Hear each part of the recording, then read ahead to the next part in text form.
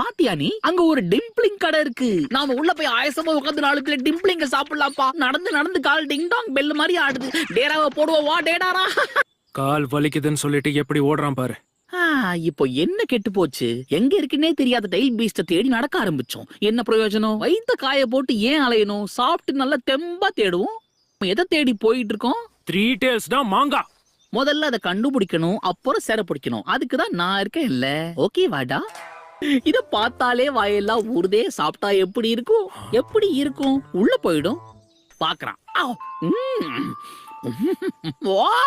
ஆஹா, என்ன ஒரு பதம்! இந்த சாசாலைய உடம்பெல்லாம் லூஸ் ஆகுது. ரொம்ப இனிப்பாவும் இல்ல, ரொம்ப உப்பு கறிக்கவும் இல்ல. இது நிச்சயமா ஒரு மாஸ்டர் பீஸ் தான். வாயில வச்சோன்னு ஜிவ்வுன்னு ஆகுதுல்ல. ஏய் டேடாரா, கொஞ்சம் அங்க பாரு. இந்த திறந்த வாய பார்த்தா உன் வேலைப்பாடு மாதிரியே இருக்கே. இத பார்த்தா உன்னோட கலை நுணுக்கம் தான் என் மனசுக்கு படுது. ஒரிஜினல் காப்பி போல இருக்கு. ஓபி, உன் சாவு என் கையில தான்டா.